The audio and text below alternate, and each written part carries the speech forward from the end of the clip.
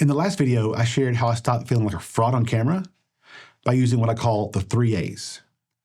And I got asked a lot of the same question. Okay, Chad, but what does that actually look like in practice? And I get it. And here's the thing, saying be authentic and get attention and take action is about as helpful as saying just be confident. It sounds nice, but it doesn't tell you what to actually do when you're staring at a camera and you're feeling like you have no idea what you're doing. I get that. So today I want to break down exactly how I apply each of these. Not the theory, the actual steps. And if you're new here, I'm Chad, and I help creators build camera confidence so they feel seen, not performative. The last video was about my journey in discovering these 3 principles. So in this video, I want to get practical because I've learned that frameworks only work when you know how to actually use them. So let's break this down, starting with the one that trips up almost everybody. The problem with just be yourself.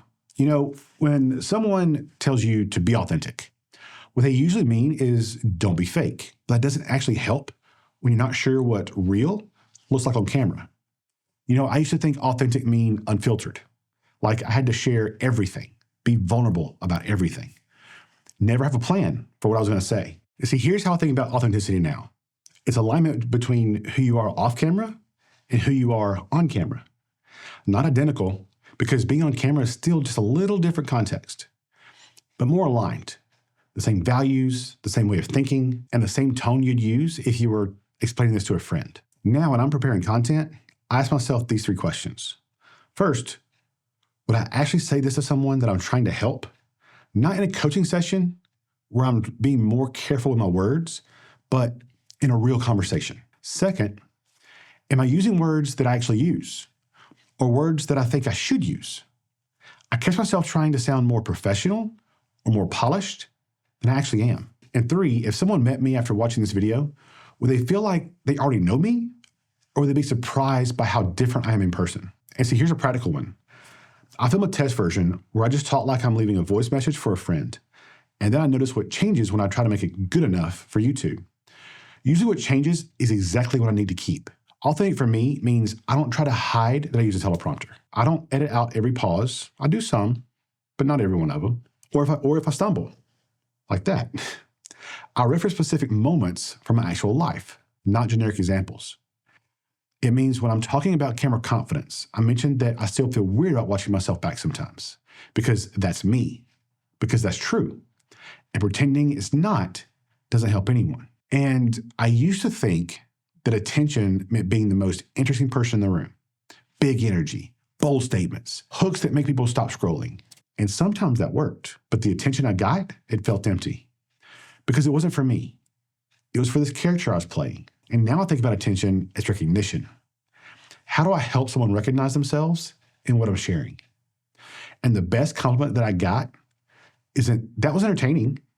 It's, I felt like you were talking directly to me. Or even better yet, how did you know exactly what I was thinking?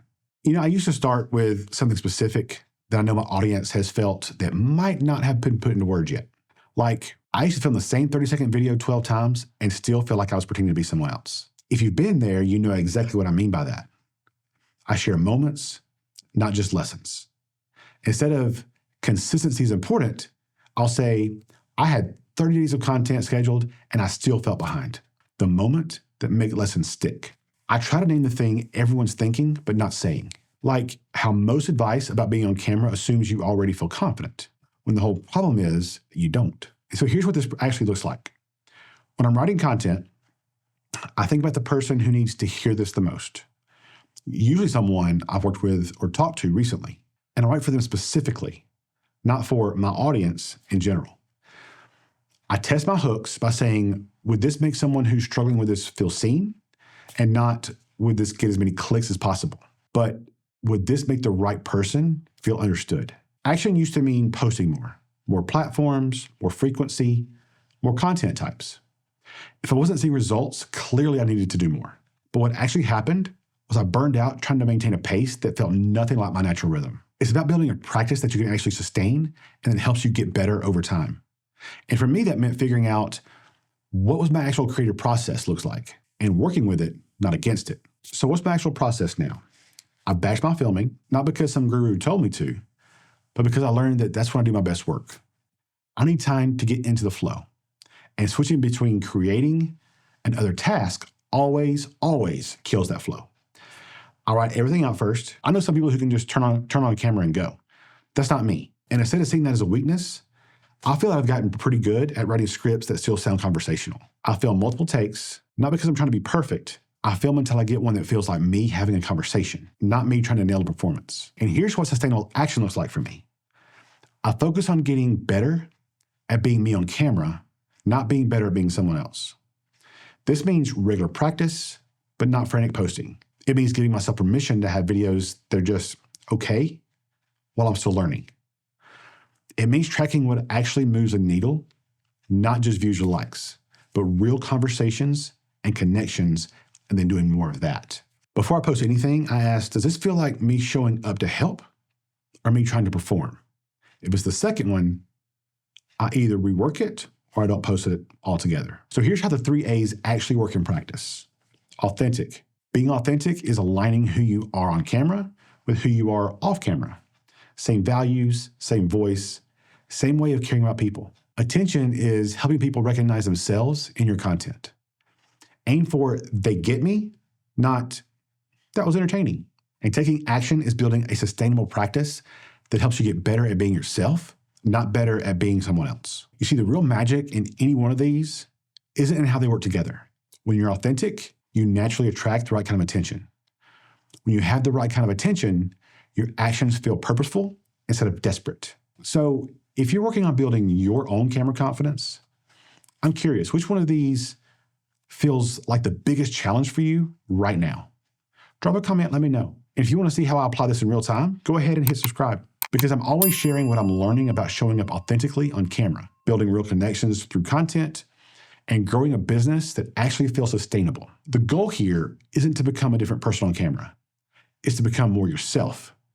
And if you want to go deeper on this stuff, like building that camera confidence, finding your rhythm, and creating content that actually feels like you, I have a free Trust Lens mini course on my website.